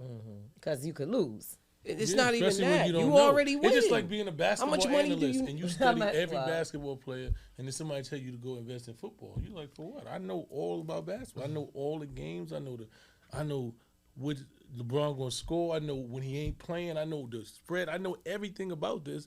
So I'm gonna invest my money in what I know. Exactly, because it's about setting yourself up. See, it's about whatever game you want to play, right? If you want to play the game, I got a career, I have things going on, I'm a professional, I do this, I'm an entertainer. Then you want to find things where you can invest in them and they'll pay you short term like that. You don't got to worry about it. You got, you got cover call strategies, which is pretty much if you own 100 shares of stock, right? I could sell you an option now, Mysonne, right? And I sell you a weekly option, and when it expires, I keep the money that you pay for your option. Just like we lost the option. Exactly. Yeah, we lost a couple options, but he up. I'll let him tell y'all about we that. still up. He's up. He's up. But yeah, you lose. Don't let nobody tell you don't lose. It's about managing your risk. You got to win more than you lose. That's what. So I may lose 3 trades and lose, let's just say, for instance, $3,000, right? But then I may put up $1,000 and win a trade for $12,000. So am I down? Did I lose? No. So it's not about winning every trade. It's about winning at the right time and protecting the capital once you do win. So now if you win the $12,000 and you know that's all you got, now you put that $12,000 on one trade the next time, God bless you. You know, you're trying to build Rome in one day. You know, and that's not what you do. You lay the foundation. So if you know you got a system that you make $10,000 a week, start from that foundation. You see what I'm saying? And then what you can do is, if Mysonne make a trade, if we take an option, right, the option has a price. So pretty much this is what options are. Options allow people to control 100 shares of a particular stock for a cheaper price. So let's just say JP Morgan's trading at $200 a share. You're going to have to pay $20,000 for 100 shares of JP Morgan. You could control an option contract, which allows you exposure to 100 shares of JP Morgan for probably $1,000. But here's the catch. You didn't buy it outright, so you can't hold on to it forever. So options have expirations.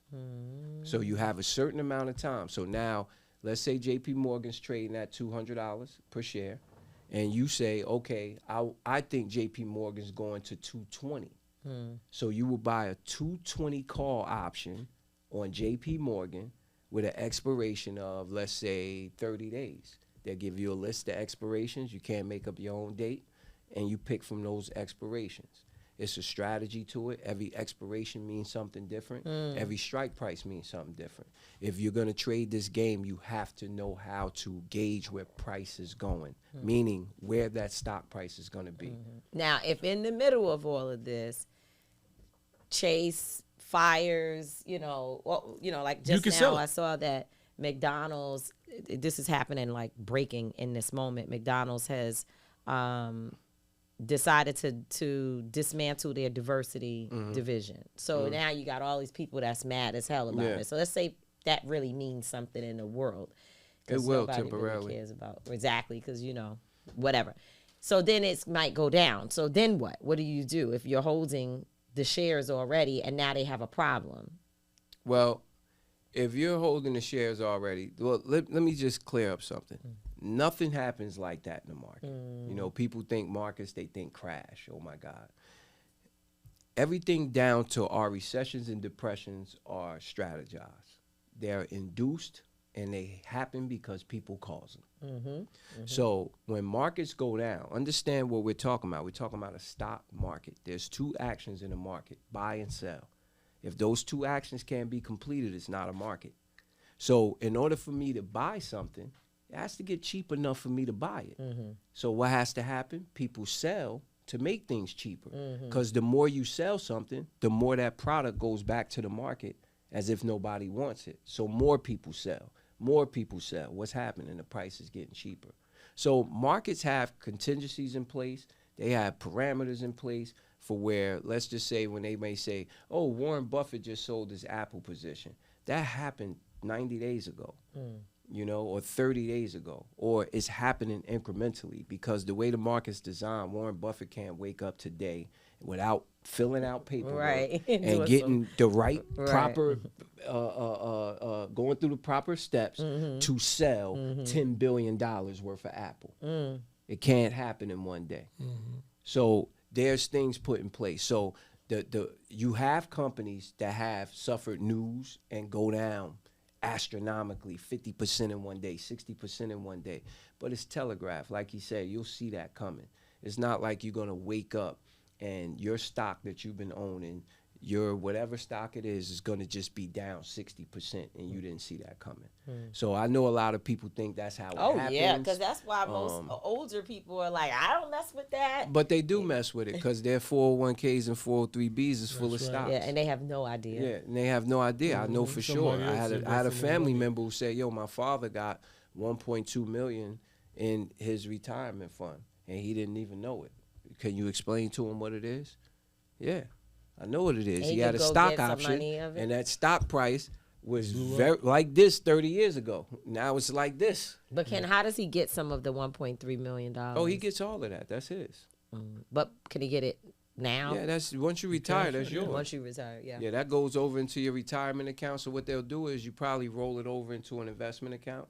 Roll over means you roll it over to another account so you can avoid fees, right, and penalties if there's some there. Or, you know, for some, even taxes, because you might retire, but you might not want to just have the money. You might want to keep the stock. Right, you see what I'm saying? Right. So it's a lot of different things that go into it. And so would you say to someone who's listening, because, you know, people think everything is easy. So they're like, oh, I heard that. Oh, I can do that. Or at least we hope it is, you know. I could do that.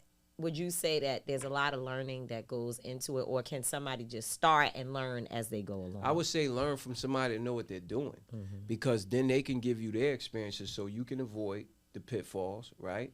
Some things you're just going to go through, right? Investing and trading will tell you who you are, right? It will tell you if you're greedy. It will tell you if you lack discipline. It will tell you if you're impatient. It will tell you. And I have lost money, significant amount of money. You understand?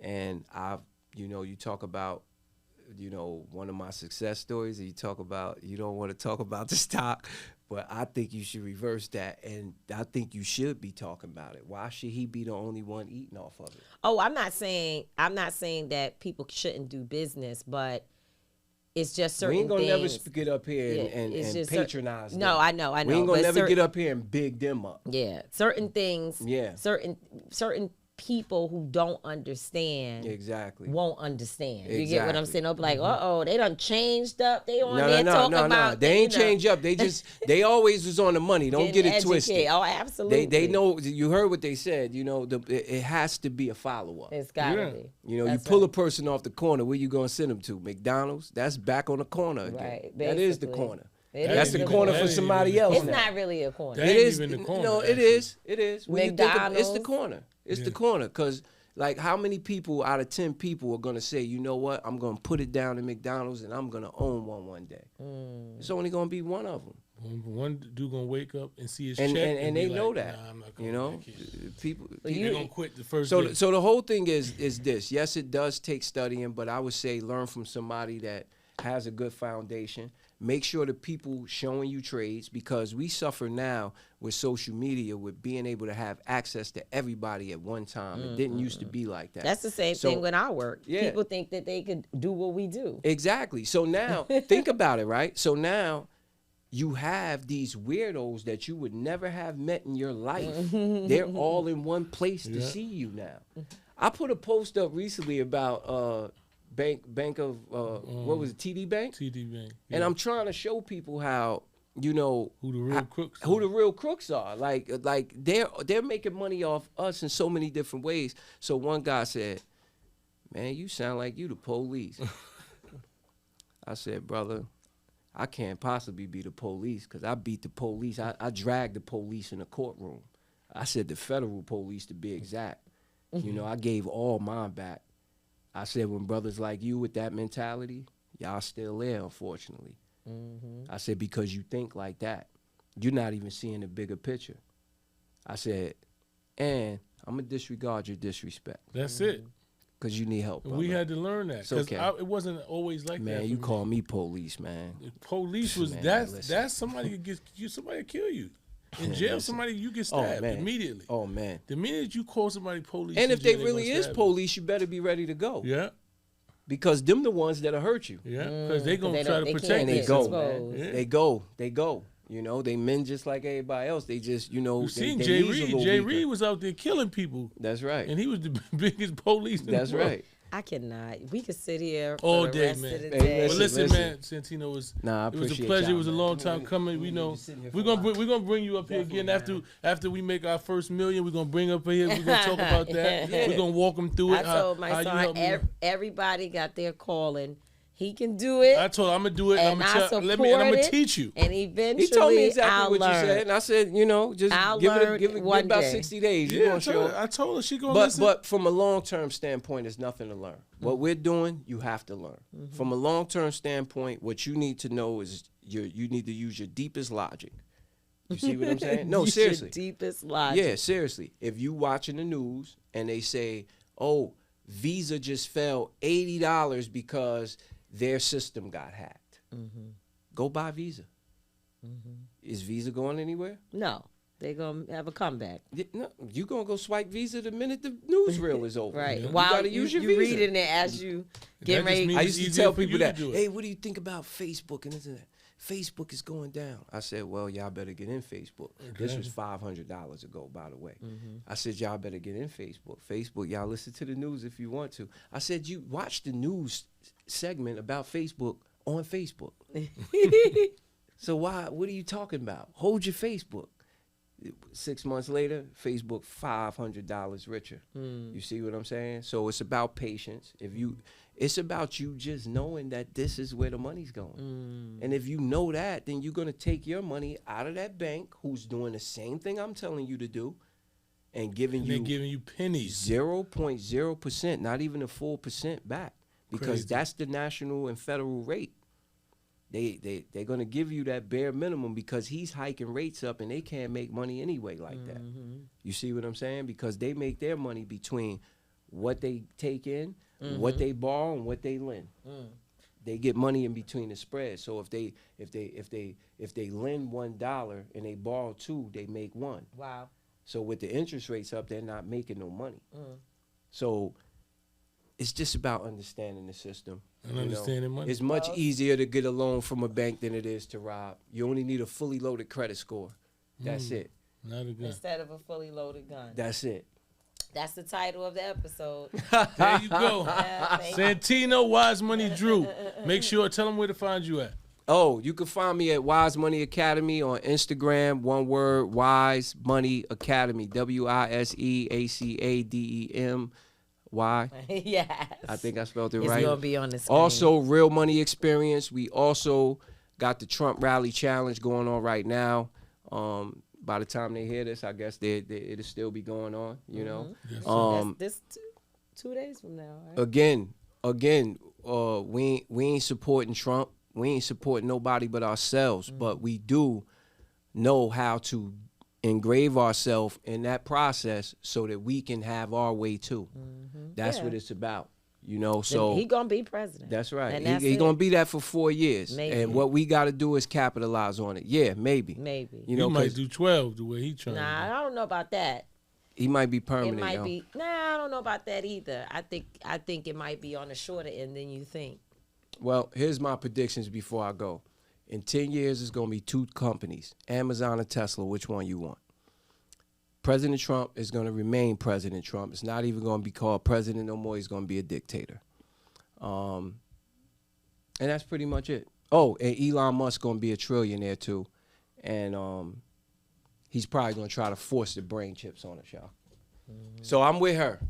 I'm with the queen. Yes. I don't support him as a man. I don't support his quest. But we have to use his process to get our money right so we can design our own process. And that's been the goal since day one. Trump Rally Challenge is going on, TrumpRallyChallenge.com. Sign up. Cheap way to get to a big bag. I really do what I say I do. You heard Mysonne. Facts. Queen definitely wouldn't bring me up here unless Mysonne stamped me first. And man, hearing your voice on Young Jeezy album, that was early in me coming home. I used that song. Ago.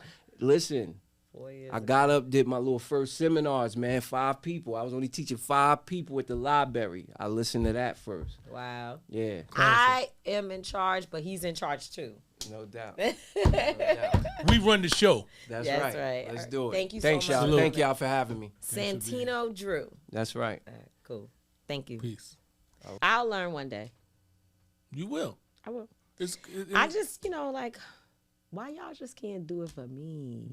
Listen to me. Gotta do Because then if y'all lose my money, I'm going to be pissed. Exactly. So we want you to understand everything that got going on with your money. So when you listen, okay, that's all right. So you feel comfortable and confident. I just want to wake up one day and my bank account has the money in it that I need. Yeah, that's the process. That's all I want. I don't want to have to work for everything. But this I ain't ever really working. had. This It is what you working. already. You be telling me all day. Can't talk right now. I'm Because with, I'm doing options.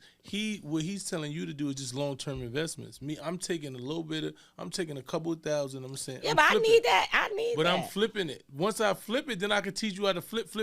But right now, you take about a lump sum and you put it into something that's big, and one day you wake up and it be done rose 500%. That's what happened with Bitcoin. Like, people invested in the money, and next thing you know, one day it was up $500. So every dollar you had, you multiply it times $500. Well, that's what I'm saying. Okay.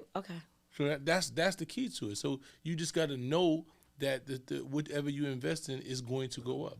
That's it. I'm telling you, it's a process, but it's worth it. Well, listen, the brother is obviously very knowledgeable and passionate about what he does. I understand his position on the Trump thing, because while Donald Trump is president, we can't die. We can't go crawl up in a corner.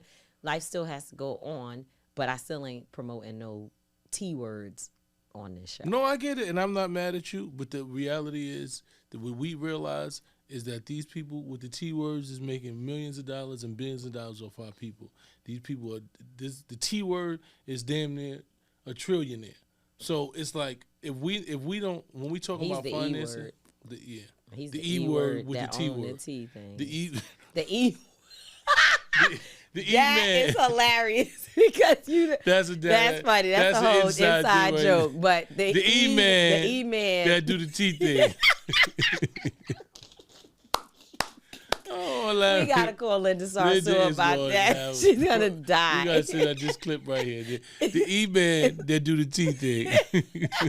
Ooh, man. Angela laughed too about this. That's so funny. It's funny. But so the bottom line is that, we live in America, a capitalist society, and people gonna make money. And what Santino has been saying is like, why don't we make money? To be able to fund our people properly and do the things we need to do. So I'm so happy you gonna make something. I'm very Until much freedom intentional. needs some money. Well, yeah, so go on get it. Go on get it. Very intentional. Go on get it.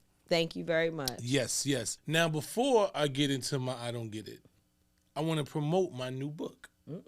Shout out to my publisher, McBride Publishing. And the new book is called Echoes in the Streets. And it's a children's book. This is my 3rd one. And it debuted #1 on Amazon last week. So we want to say thank you because this is our 3rd book that has debuted. Like, we've been doing really good with children's book. With this you're book, doing good in the children's book. we really are.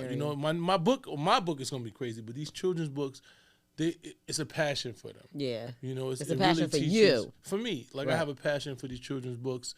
I always wanted to teach, but these books are like my way of teaching. And this book right here is dear to my heart because of the work we do at Boycott Black Murder.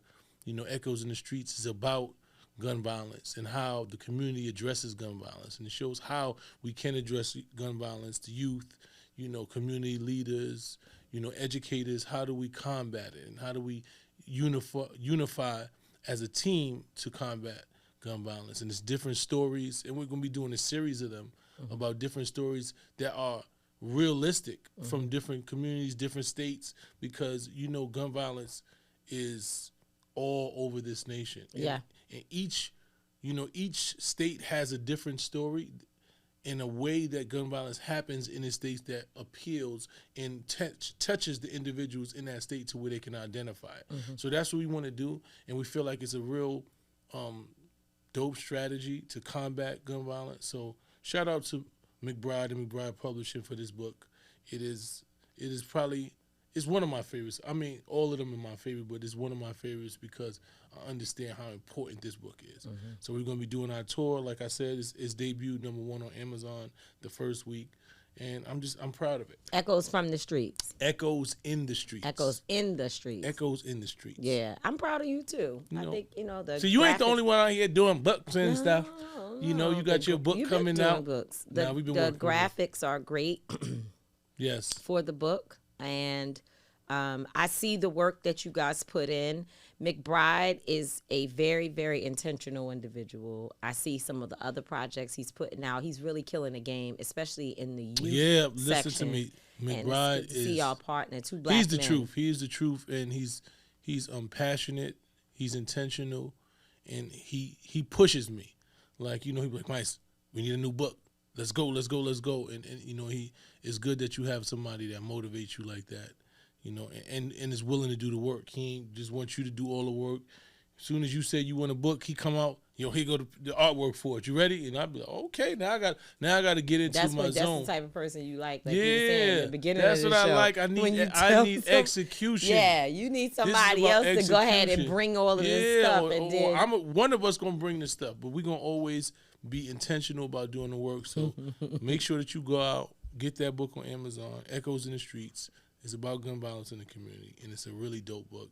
And it's for children from probably about age 3 up. And it's pretty much like a family book. Most of my books, even though they're children's books, they're family pieces. I've seen a lot of people purchase your book for the whole family. And when you sit there and read it, it's things that you learn, it's things that you enjoy, you identify with. So make sure you go get that book. You know, one of the things we have to figure out is how we can not use Amazon for stuff. Because it's like, on one hand, we over here fighting Amazon for all of their egregious behavior. But then both of our books, Amazon is a big part of the success. Like, if people don't purchase books in mass through Amazon, they've cornered the market so much that it's difficult to make many of the different lists out here that really kind of stamp your book so it can continue to grow and do well. And we got to just figure out, like, what is the process. We have to figure out how do we control our own destiny, and it's hard. Barnes and Nobles is a thing, but even still, it's not the Amazon fast market. And it's got to be a way to deal with that. I don't know who got the answers. That's a Michael Eric Dyson question. We got to call him up and ask him. If he get the answer to that, then we going to be good. Yeah, so. Now, I don't get it. What I do not get is the congestion prices in New York City. We are so broke in New York. People ain't got That's not true. 2 pennies to what, People man? People got money. People, listen to me. People have money. People elected Trump because they said eggs and bread was high. They said they couldn't afford eggs and bread. They couldn't afford gas. Again. Am I lying? I've argued. Did they not say that? Did people not say that they couldn't afford eggs and bread? No, Trump and them said that. And people, and when I said it to you, said they right. No, that's not what happened. So tell me what happened. What you said to me was that eggs and bread is not that important. Okay. And I said, yes, eggs and bread are important. So if eggs and bread is important. But I don't think no. I think people I think that you're right. People might not be able to afford eggs and bread. And you know why? Because they're going to concerts and buying shoes, bags, and whatever else, and having dinners at fancy places and experiences. People are not as broke as they're telling you. Man, people is broke, man. People ain't got 2 pennies. They said that they on the credit card. They buying it on the credit card. Listen to me. You got to pay the credit card every month. And they don't. No, I do. Look, people don't pay the credit card. Look, people are scamming. It's certain types of credit cards you have to pay every month, every 30 days. Every day. The scammers is at an all-time high. They putting it on for 6 months. No. People ain't got money to be going. Listen to me. The MTA and Easy Pass is the biggest con artists in the world. They should be having a RICO charge. It's no way. The amount of money that I pay to Easy Pass is unbelievable. I can't believe it. And then they got it to where when you go to the Easy Pass, they tell you to replenish, and then they tell you you can't just give them what you want to give them. You can't. You try to say I'm gonna put 150. They say no. Got to put 250. You got to put 3. You be like, what? What are you even talking about? And then if it's automatic replenish, if you replenished at 250 last time, if you go through the Easy Pass one time more than you did, it'll replenish at 350 next time, and then it replenish at 4 and 450. And next thing you know, you'll be confused like, where the fuck all this money went? These people are crazy, and these people are running a scam. This congestion price makes absolutely no sense. If you want people not to go in the city, then don't have places for them to park. I'd rather you not have places. And then when you go to the city, you still gotta charge people $60. People was paying $60 for parking. That's already a congestion price. That's already a congestion price. You're paying $60 or $70 to park for 1 and 2 hours. So you gotta pay $9 and change to get into the city, and then pay $50 or $60 to park. And then if you outside on the meter, they charging you like $14, $15 an hour to park. Like, it's crazy. It just doesn't even make. It makes zero amount of sense that y'all keep on raising these prices. They done burnt the lady up on the train. Now you forcing people to go on the train. And white supremacists on the train being able to do whatever they want. Daniel Petty is out here. So you forcing the black man onto the train, and you know it. We ain't safe there. This is crazy to me. We're not safe from the cops, the robbers, and the white supremacists. We ain't got a chance, man. And the rats. The rats. Oh no. The rats. The rats. The train crazy, got man. The white supremacists, the rats, like the cops, kids say, the robbers. The rats go crazy. The throw in front of the train people, the burn up people. Yeah, everything you could think of is down on the train. We ain't gonna make it. No, but the congestion pricing, I think it's really messed up. I'm terrible. Not gonna lie. It's the craziest shit. I'm like, I what? do want to see. First of all, I think congestion pricing is all about making it more convenient for rich people to be able to do their business peacefully, right? Because their trucks are delayed getting wherever they needed to get for deliveries. These business people are riding around trying to go to their meeting. They need to make it in 15 minutes and they can't get there. And really it's all, New York is all about the convenience of people who have money. So I don't agree with congestion pricing from that perspective. And I also do not think with all of the stress, for real, we was joking earlier, but people are stressed. Daycare is high, food is high. I don't think people can't afford it. You don't think they can't? No, because I see how people live. I see how people live. People live. We all live above our means. Fuck all that. We all live above our means. I'm people, and I can't afford it. If you're buying, because let me tell you something. There's a Popeyes that's blocks away from my house. The line is wrapped around all day long. But that's people trying to eat. No, it's not just people trying to eat. Because if you go to the store and get you a bag of chicken or a thing of chicken, it's going to maybe cost you, I don't know, I'm going to say $12, $13. These people, that's the problem. Big Mama ain't even. That's the problem. If you buy a bag of chicken for $12 or $13, even if it's $20 for a bag of chicken, which is outrageous, but let's just say it's $20 for a bag of chicken, which is high. These people are going to the Popeyes 2 times a week, getting a 20 box with this, that, and when I say, like you said, when I say people, I'm not talking about, I don't buy Popeyes anymore. Not because I'm protesting Popeyes, because I love me some Popeyes, but just because it's just not healthy.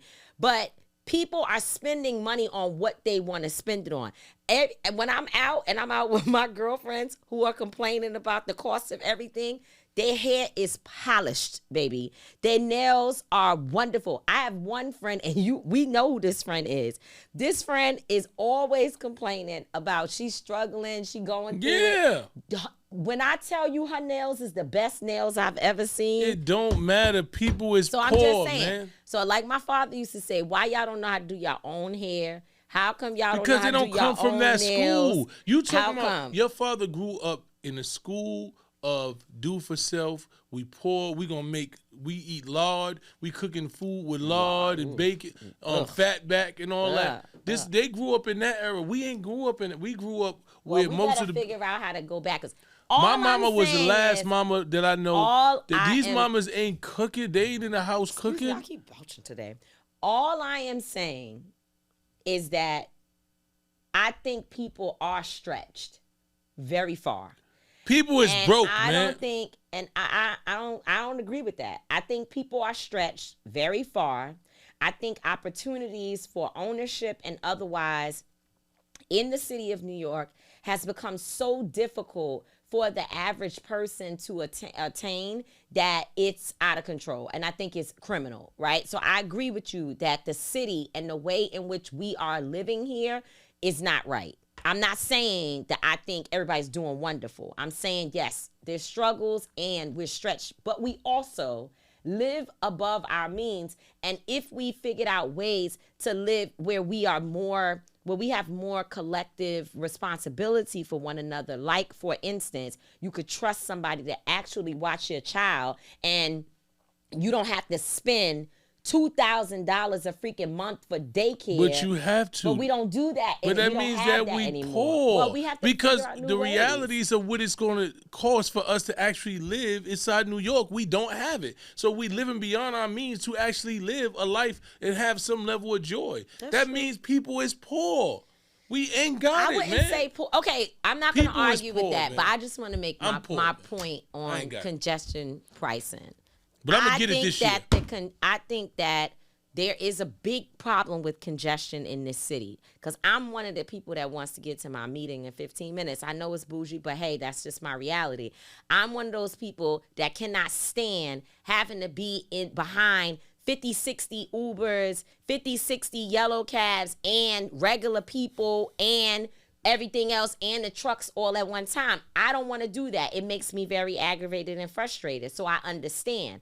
Howsoever, I think there's enough money moving around in this city and in this state that this congestion pricing plan does not have to be what they impose on us. I think that there needs to be more done to look at the money that we waste on things like some of the policing that they got all the police on the train. Man, the police is not The police are on the train. And they're going to stay on the train. They on the train. Yeah.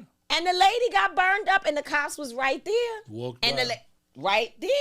So I just don't, I think that there's better ways to go about what they're trying to do. But I know this. I was in the car in an Uber one day.